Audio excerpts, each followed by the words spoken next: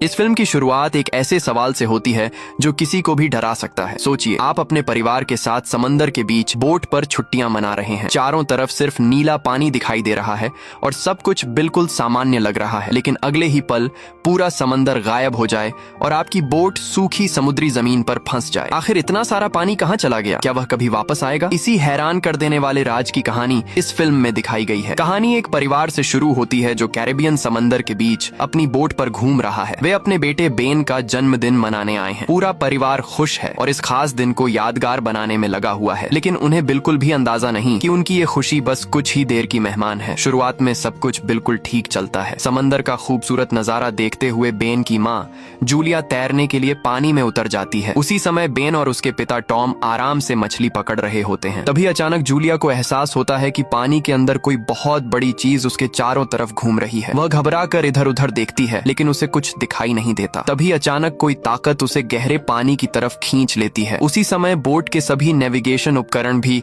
अजीब तरह से दिशा बदलने लगते हैं, जैसे समंदर के अंदर कोई बहुत बड़ी हलचल हो रही हो। लेकिन टॉम और बेन मछली पकड़ने में इतने व्यस्त होते हैं कि उन्हें इस बदलाव का अंदाजा ही नहीं लगता। दूसरी तरफ जूलिया देखती है कि कुछ ही सेकंड में वह बोट से बहुत दूर पहुंच चुकी है और अब डूबने लगी है। वह पूरी ताकत से टॉम को आवाज लगाकर मदद मांगती है, लेकिन बोट उससे काफी दूर होने की वजह से उसकी आवाज किसी तक नहीं पहुंचती। इसी बीच उसे महसूस होता है कि समंदर का पानी बहुत तेजी से पीछे की तरफ खिसक रहा है। जूलिया अपनी बेटी कैसी को भी पुकारती है, लेकिन कैसी ने हेडफोन्स लगाए हुए होते हैं और धूप का मजा ले रही होती है। बेन, कैसी और टॉम में से किसी को भी पता नहीं होता कि जूलिया तैरने के लिए पानी में गई थी। अब जूलिया लगातार उनसे और दूर जाती जा रही होती है। किस्मत से थोड़ी देर बाद टॉम को जूलिया की हल्की सी आवाज सुनाई देती है। वह तुरंत उसे देख लेता है और बिना देर किए समंदर में कूद पड़ता है। उधर बेन भी तुरंत बोट का इंजन चालू करके उसे उनकी तरफ ले आता है। काफी कोशिश के बाद टॉम आखिर जूलिया को डूबने से बचा लेता है। जैसे ही वे बोट के पास पहुंचते हैं,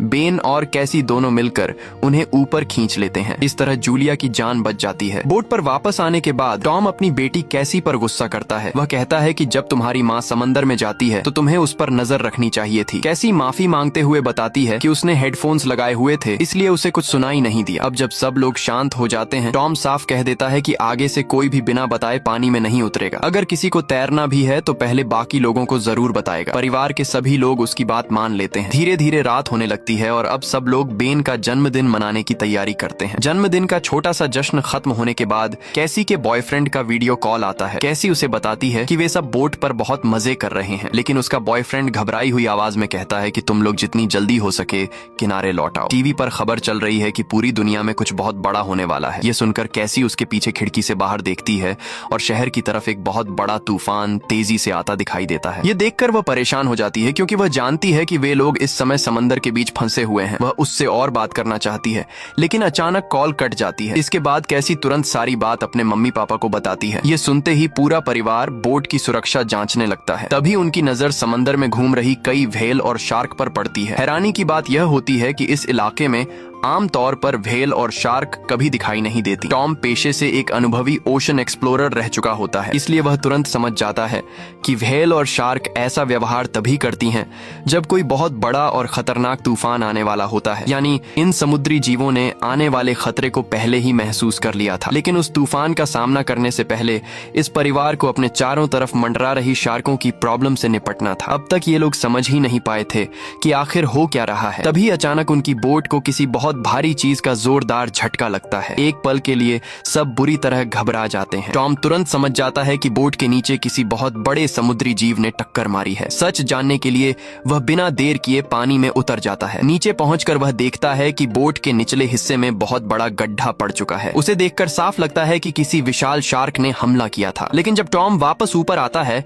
तो उसके कंधे पर गहरा जख्म दिखाई देता है। जूलिया फौरन उसकी चोट साफ करके टांके लगा देती है। इसके बाद टॉम सबको बताता है कि शार्क की टक्कर से बोट का इंजन पूरी तरह खराब हो गया है। अब बोट आगे नहीं बढ़ सकती, यानी अब वे खुले समुद्र के बीच पूरी तरह फंस चुके हैं। ऐसे में उन्हें बस किसी से मदद मांगने की उम्मीद रहती है। लेकिन जब कैसी संपर्क करने की कोशिश करती है तो कोई सिग्नल ही नहीं मिलता। बोट का कम्युनिकेशन सिस्टम भी पूरी तरह बंद पड़ा है। किसी को समझ नहीं आता कि अचानक एक साथ सब कुछ कैसे बंद हो गया। इतनी मुश्किल हालत में टॉम सबसे पहले खाने और पीने का सामान चेक करता है। पता चलता है कि उनके पास सिर्फ 4 दिन का राशन बचा है। हालांकि उन्हें एक छोटी सी उम्मीद अभी भी है। उनकी बोट एक शिपिंग रूट के पास है, शायद कोई गुजरता हुआ शिप उन्हें देख ले और उनकी जान बच जाए। इसी बीच अचानक बाहर से बहुत तेज आवाज सुनाई देती है। सभी बाहर निकलकर देखते हैं तो आसमान से एक बहुत बड़ा जलता हुआ पत्थर सीधा उनकी तरफ आ रहा होता है। अगर वह बोट से टकरा गया तो बचना नामुमकिन होगा। टॉम तुरंत खराब इंजन को फिर से चालू करने की कोशिश करता है। उसे पता था कि इससे इंजन पूरी तरह खत्म हो जाएगा, लेकिन उस समय और कोई रास्ता भी नहीं था। जैसे तैसे बोट थोड़ी आगे बढ़ जाती है और वह विशाल पत्थर उनसे टकराने से बच जाता है। लेकिन जैसा टॉम ने सोचा था, इंजन अब पूरी तरह जवाब दे चुका होता है। ध्यान से देखने पर टॉम समझ जाता है कि ये साधारण पत्थर नहीं है, ये तो आसमान से गिरते हुए सैटेलाइट्स हैं। तभी अचानक दुनिया भर के रेडियो और फोन सिग्नल भी बंद हो गए हैं। लेकिन मुसीबत यहीं खत्म नहीं होती। कुछ ही देर बाद एक और विशाल सैटेलाइट उनकी तरफ गिरने लगता है। अब उनके पास छिपने के अलावा कोई रास्ता नहीं बचता। सभी बोट के नीचे वाले हिस्से में जाकर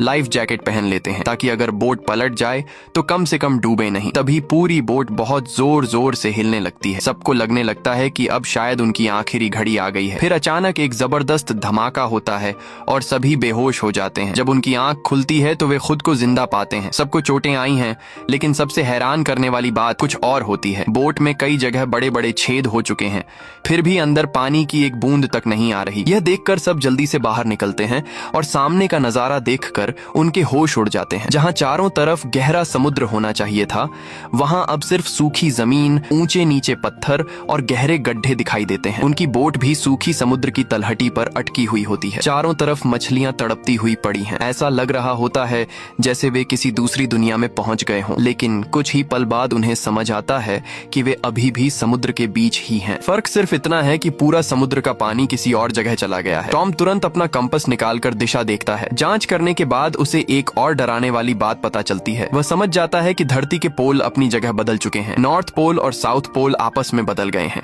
इसी वजह से पूरी दुनिया का समुद्री पानी अपनी जगह छोड़कर दूसरी तरफ खिसक गया है। जहां पहले समुद्र था, वहां अब सूखी जमीन है। ये सच जानने के बाद पूरा परिवार सन्न रह जाता है। फिर टॉम एक और बात कहता है जिसे सुनकर सबकी रूह कांप जाती है। वह कहता है कि जिस वक्त धरती के पोल बदले होंगे, उस समय जमीन पर रहने वाले ज्यादातर लोगों का बच पाना लगभग नामुमकिन था। ये सुनते ही कैसी पूरी तरह टूट जाती है। उसे एहसास हो जाता है कि शायद उसका बॉयफ्रेंड भी अब इस दुनिया में नहीं रहा। दुख से भरी कैसी चुपचाप कैबिन के अंदर चली जाती है और खुद को वहीं बंद कर लेती है। अब इस परिवार के सामने एक और ऐसा सच आने वाला था जिसे सुनकर किसी के भी होश उड़ जाए। फिलहाल जूलिया बचा हुआ सारा खाना एक जगह इकट्ठा करने लगती है। वहीं बेन अपने बर्थडे के सारे गुब्बारे आसमान में छोड़ देता है। उसका सोचना था कि अगर कहीं आसपास कोई और इंसान जिंदा होगा तो इन गुब्बारों को देखकर शायद उनकी तरफ आ जाए। फिर सब मिलकर इस मुश्किल का सामना कर सकते हैं। इसके बाद टॉम रेडियो के जरिए किसी से संपर्क करने की कोशिश करता है। उसे उम्मीद थी कि शायद कोई जवाब नहीं मिलेगा, लेकिन इत्तेफाक से दूसरी तरफ से आवाज आ जाती है। जवाब देने वाला एक सबमरीन का कप्तान होता है जिसका नाम नाटो है। वह भी पूरी घटना के बारे में जानता है, क्योंकि जब समुद्र का पानी गायब हुआ तब वह भी अपनी सबमरीन के अंदर था। टॉम तुरंत उससे पूछता है कि अब उन्हें क्या करना चाहिए। तभी कप्तान ऐसी बात बताता है जिसे सुनकर पूरे परिवार के पैरों तले जमीन खिसक जाती है। वह कहता है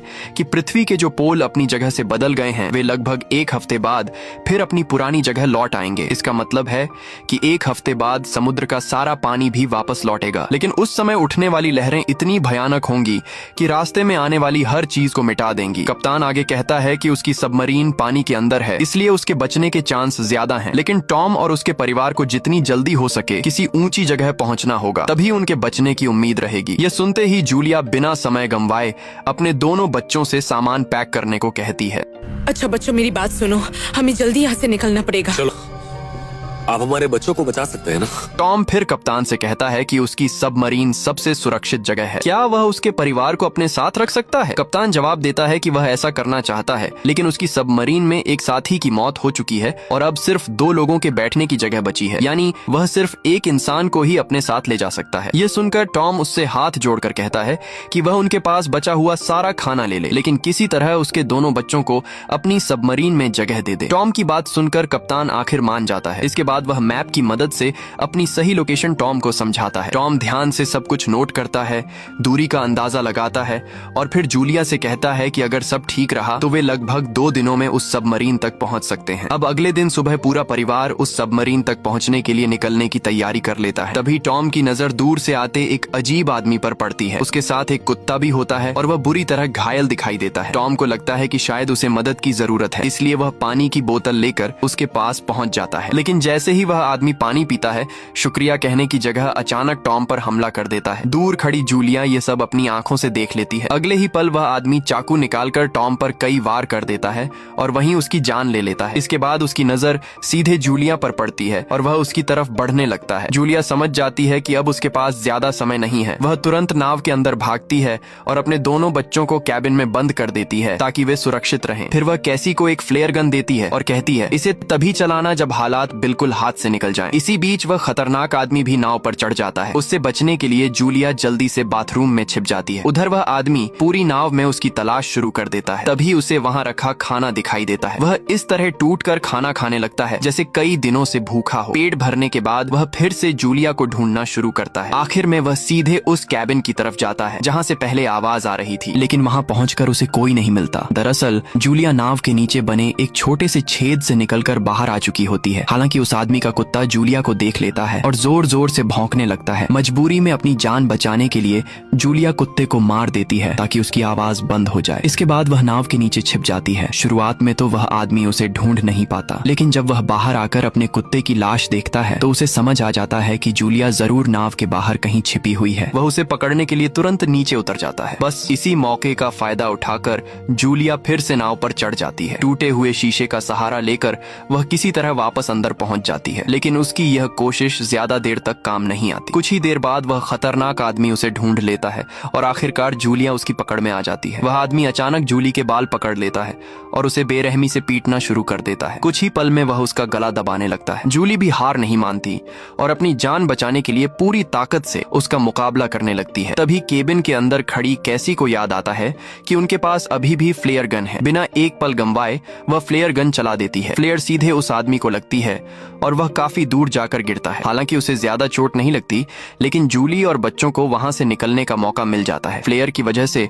बोट में आग भी लग जाती है। जूली तुरंत बोट से बाहर निकलती है ताकि अपने दोनों बच्चों को बचा सके, लेकिन जैसे ही वह बाहर आने लगती है वह खूनी एक बार फिर उस पर हमला कर देता है। इस बार जूली भी पूरी ताकत से जवाब देती है। वह उसे जोरदार किक मारती है जिससे वह पीछे जा गिरता है। बाहर निकलते ही कैसी और बेन अपने पिता की लाश देखकर फूट फूट कर रोने लगते हैं। उन्होंने कभी नहीं सोचा था कि एक ही दिन में उनकी जिंदगी इतनी बदल जाएगी। बेन खुद को अपने पिता की मौत का जिम्मेदार मानने लगता है। वह रोते हुए कहता है कि अगर उसने मदद मांगने के लिए वे गुब्बारे आसमान में नहीं छोड़े होते तो वह आदमी उन्हें कभी नहीं देख पाता और यहाँ तक नहीं पहुँचता। उधर जूली भी अपने पति की बॉडी से लिपट कर रोने लगती है। तभी उसकी नजर फिर उसी खूनी पर पड़ती है जो जलती हुई बोट से बाहर निकल चुका था। अब वहाँ रुकना बिल्कुल भी सुरक्षित नहीं था, इसीलिए जूली तुरंत अपने दोनों बच्चों को लेकर वहाँ से भागने लगती है। कुछ देर बाद पीछे खड़ी उनकी जलती हुई बोट जोरदार धमाके के साथ फट जाती है। तीनों लगातार भागते रहते हैं और काफी दूर निकल आते हैं। बहुत ज्यादा थक जाने पर वे एक पहाड़ी के पीछे रुककर थोड़ा आराम करने का फैसला करते हैं। उन्हें लगता है कि शायद अब वह आदमी उनका पीछा छोड़ चुका होगा, लेकिन बेन अभी भी अपने पिता को याद करके रो रहा होता है। कैसी उसे हिम्मत देती है और पीने के लिए साफ पानी भी देती है, मगर बेन पानी पीने से भी मना कर देता है। तब जूली अपने बेटे को समझाती है कि इसमें उसकी कोई गलती नहीं है, उसने तो सिर्फ मदद मांगने के लिए गुब्बारे छोड़े थे। इतने में जूली की नजर दूर जाती है और वह देखती है कि वही खूनी अभी भी उनके पीछे आ रहा है। ये देखते ही तीनों फिर से दौड़ पड़ते हैं। वे लगातार भागते रहते हैं। उनके पैर जवाब देने लगते हैं, लेकिन जब भी पीछे मुड़कर देखते हैं वह आदमी अब भी उनका पीछा कर रहा होता है। इसलिए वे बिना रुके आगे बढ़ते रहते हैं और आखिर एक ऐसी जगह पहुंचते हैं जहां जहरीला एसिड जैसा पानी फैला हुआ होता है। वहां से गुजरना जान जोखिम में डालने जैसा था, लेकिन जूली के पास कोई दूसरा रास्ता भी नहीं था। वह अपने बच्चों को उसी रास्ते से निकलने का आदेश देती है। किसी तरह तीनों उस जहरीले पानी को पार कर लेते हैं, लेकिन उसकी वजह से उनकी हालत बहुत खराब हो जाती है। तभी जूली को पता चलता है कि बेन के शरीर में पानी की भारी कमी हो चुकी है। उनके पास पानी की बस कुछ आखिरी बूंदें बची थीं, जो वे बेन को पिला देते हैं, लेकिन उससे उसकी प्यास बिल्कुल भी नहीं बुझती। अब कैसी भी पूरी तरह हिम्मत हारने लगती है। वह कहती है कि पता नहीं जिस जगह वे जा रहे हैं वहाँ सच में कप्तान की सबमरीन मिलेगी भी या नहीं। यह सुनकर जूली उसे डांट देती है। वह कहती है चुप रहो और जैसा मैं कह रही हूँ वैसा ही करो, हमें बस आगे बढ़ते रहना है। मुझे पूरा भरोसा है कि मैं तुम दोनों को बचाकर ले जाऊंगी। जूली की बात सुनकर तीनों फिर से आगे बढ़ने लगते हैं। चलते चलते उन्हें समुद्र के बीच एक पुराना हवाई जहाज दिखाई देता है जो कई साल पहले क्रैश होकर वहीं गिर गया था। वे तीनों उसके अंदर छिप जाते हैं। वहीं जूली अपने परिवार की वह फोटो आखिरी बार देखती है जो उन्होंने पिछली रात साथ में खिंचवाई थी। उस तस्वीर को देखते ही तीनों को टॉम की याद आने लगती है। उन्हें यकीन ही नहीं होता कि सिर्फ एक दिन के अंदर उनकी पूरी दुनिया बदल चुकी है। धीरे धीरे रात काफी हो जाती है। लंबी भागदौड़ की वजह से कैसी और बेन सो जाते हैं। तभी किसी की आवाज सुनकर कैसी की आंख खुलती है। वह बाहर जाकर देखती है तो सामने वही खूनी फिर से उनकी तरफ बढ़ता हुआ नजर आता है। अब तीनों समझ चुके थे कि जब तक यह आदमी जिंदा है उनका बचना मुश्किल है, इसलिए वे उसे खत्म करने का प्लान बनाते हैं। कैसी वहीं बैठकर सोने का नाटक करती है। खूनी को लगता है कि वह सच में सो रही है। जैसे ही वह उस पर हमला करने के लिए पास आता है, पीछे छिपी जूली अचानक उस पर टूट पड़ती है। इस बार जूली के अंदर अपने पति की मौत का गुस्सा भरा हुआ था। वह उस आदमी पर लगातार हमला करती रहती है और तब तक नहीं रुकती जब तक उसकी जान नहीं निकल जाती। अब उनका सबसे बड़ा खतरा खत्म हो चुका था। इतने दिनों बाद पहली बार जूली चैन की नींद सो पाती है। सुबह जब तीनों की आंख खुलती है तो वे उस खूनी की लाश देखकर हैरान रह जाते हैं। उसकी बॉडी बुरी तरह फटी हुई थी। ऐसा लग रहा था जैसे किसी खतरनाक जीव ने उसे अंदर से पूरी तरह खोखला कर दिया हो। तभी उन्हें समझ आ जाता है कि इस इलाके में वह आदमी ही अकेला खतरा नहीं था, बल्कि यहाँ और भी डरावने जीव मौजूद हैं। इसलिए अब उन्हें बिना देर किए कप्तान की सबमरीन तक पहुंचना था। जूली अपने मैप को ध्यान से देखकर रास्ता ढूंढ रही होती है। वहीं दूसरी तरफ बेन पानी की तलाश में थोड़ा आगे निकल जाता है। कुछ दूर जाने पर उसे पानी दिखाई देता है और बिना कुछ सोचे समझे वह उसे पीना शुरू कर देता है। जूली ने पहले ही बेन को उस तालाब का पानी पीने से मना किया था क्योंकि वह जहरीला था, लेकिन बेन को इतनी तेज प्यास लगी थी कि उसने अपनी माँ की बात बिल्कुल नहीं सुनी। जैसे ही जूली की नजर उस पर पड़ती है वह उसे रोकने के लिए दौड़ती है, मगर तब तक बेन काफी पानी पी चुका होता है। कुछ ही देर बाद उसकी तबीयत बिगड़ने लगती है। उसकी हालत इतनी खराब हो जाती है कि अब वह ठीक से चल भी नहीं पाता। इसलिए जूली और कैसी वहीं एक छोटा सा ठिकाना बनाकर कुछ देर आराम करने का फैसला करते हैं। तभी जूली को आसपास से अजीब सी आवाजें सुनाई देती हैं। वह बाहर जाकर देखती है तो उसके होश उड़ जाते हैं। उनकी तरफ बहुत बड़ी संख्या में विशाल केकड़े तेजी से बढ़ रहे थे। उन्हें देखते ही तीनों अपनी जान बचाने के लिए भागने लगते हैं। काफी दूर भागने के बाद उन्हें एक बहुत बड़ा कार्गो शिप दिखाई देता है। उस जहाज पर कई बड़े बड़े कंटेनर रखे हुए थे। उन कंटेनरों के अंदर बहुत से लोग छिप कर रह रहे थे। जैसे ही उन लोगों की नजर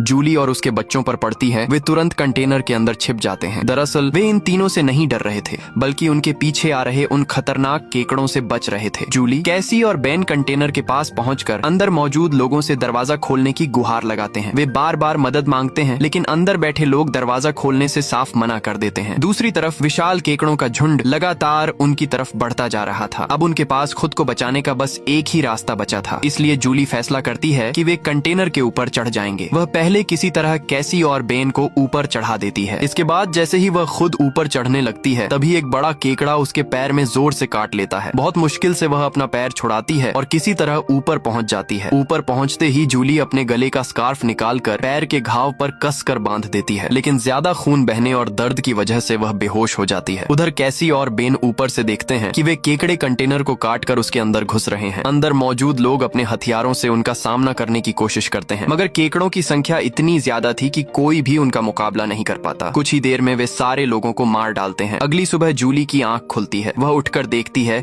कि कैसी और बेन उसके पास नहीं है। यह देखकर वह बुरी तरह घबरा जाती है। उसे लगता है कि कहीं उसके बच्चों के साथ कुछ गलत तो नहीं हो गया। तभी थोड़ी दूर उसकी नजर कैसी और बेन पर पड़ती है। दोनों वापस उसकी तरफ आ रहे थे। दरअसल वे खाने पीने का सामान और हथियार ढूंढने गए थे। इस बीच वे खतरनाक केकड़े भी वहां से जा चुके थे। अब जूली अपने पैर के घाव का इलाज करती है। वहीं बेन कंटेनर के अंदर मारे गए लोगों के हथियार इकट्ठा कर लेता है ताकि आगे जरूरत पड़ने पर उनका इस्तेमाल कर सके। उन्हें वहां थोड़ा बहुत खाना भी मिल जाता है, जिससे उन्हें थोड़ी राहत मिलती है। इसके बाद जूली दोबारा कप्तान से संपर्क करती है। कप्तान बताता है कि उन्हीं खतरनाक जीवों ने उस पर भी हमला किया था और वह बुरी तरह घायल हो चुका है। अब वह उनकी कोई मदद नहीं कर सकता। वह यह भी बताता है कि बहुत जल्द समुद्र का पानी फिर से अपनी जगह लौटने वाला है। इसी कारण समुद्र के सारे खतरनाक जीव भी वापस इस इलाके में आ गए हैं। ये सब सुनकर जूली की आंखों में आंसू आ जाते हैं। सबसे बड़ी मुसीबत यह थी कि पूरी रात भागते समय उनका मैप कहीं गिर गया था। अब उन्हें यह भी नहीं पता था कि सबमरीन किस तरफ है। उनकी परेशानी समझकर कप्तान अपनी फ्लेयर गन से आसमान में एक फ्लेयर छोड़ देता है ताकि वे उसकी लोकेशन पहचान सकें। सबसे पहले बेन उस फ्लेयर को देख लेता है, लेकिन वह जगह उनसे काफी दूर थी। अब तीनों बिना समय गंवाए सबमरीन की तरफ तेजी से बढ़ने लगते हैं, मगर वहां पहुंचना बिल्कुल भी आसान नहीं था। रास्ते में उन्हें नुकीले पत्थरों वाला इलाका पार करना था। उन्हें डर था कि कहीं वहाँ फिर से उन विशाल केकड़ों का सामना न करना पड़ जाए, क्योंकि ऐसा हुआ तो उनकी जान भी जा सकती थी। रास्ते में चलते हुए कैसी अपनी माँ को देखकर परेशान होने लगती है। वह सोचती है कि अगर कप्तान मुझे और बेन को सबमरीन में ले भी गया तो मम्मी का क्या होगा। कुछ ही देर में तो समुद्र का पानी भी वापस आने वाला है। जूली उसकी बात सुनकर कहती है, अभी इन सब बातों की चिंता मत करो, पहले किसी तरह सबमरीन तक पहुंचते हैं, उसके बाद मिलकर तय करेंगे कि आगे क्या करना है। अभी बस चलते रहो। लेकिन किस्मत एक बार फिर उनका साथ नहीं देती। जैसे ही वे आगे बढ़ते हैं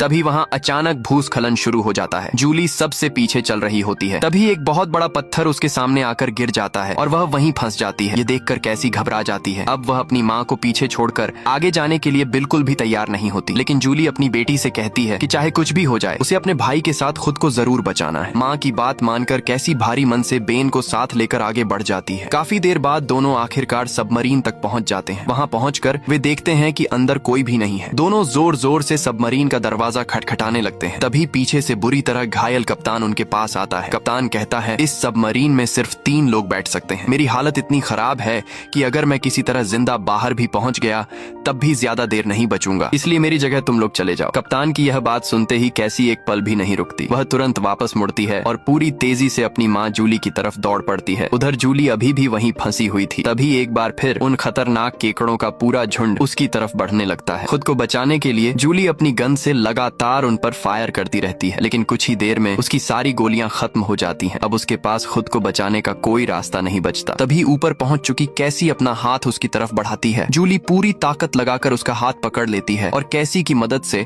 आखिर वहां से बाहर निकल आती है। इसके बाद तीनों बिना एक सेकंड गंवाए सबमरीन की तरफ दौड़ पड़ते हैं। वे जल्दी से अंदर बैठ जाते हैं। उसी समय वे डरावने केकड़े भी उनका पीछा करते हुए वहां तक पहुंच जाते हैं। लेकिन तभी उनके सामने समुद्र की एक इतनी विशाल लहर उठती है कि उसे देखकर किसी के भी होश उड़ जाएं। वह लहर कई 100 मीटर ऊंची थी और पूरी ताकत के साथ सीधे उनकी सबमरीन से टकरा जाती है। टक्कर इतनी जबरदस्त होती है कि सबके सब बेहोश हो जाते हैं। कुछ समय बाद जब जूली की आंख खुलती है तो सामने का नजारा देखकर वह पूरी तरह हैरान रह जाती है। उनकी सबमरीन अब पानी के अंदर नहीं थी। वह विशाल समुद्री लहर उसे बहाकर एक ऐसे शहर में ले आई थी जो पूरी तरह बर्बाद हो चुका था। यह देखकर साफ समझ आ जाता है कि अब जमीन पर इंसानों की दुनिया लगभग खत्म हो चुकी है। इसी चौंका देने वाले सीन के साथ यह फिल्म भी खत्म हो जाती है। तो दोस्तों, आज की कहानी यहीं तक थी। अगर आपको यह मूवी एक्सप्लेनेशन पसंद आया हो तो वीडियो को लाइक जरूर करें, चैनल को सब्सक्राइब करें, बेल आइकन दबाएं और कमेंट करके बताएं कि आपको यह फिल्म कैसी लगी।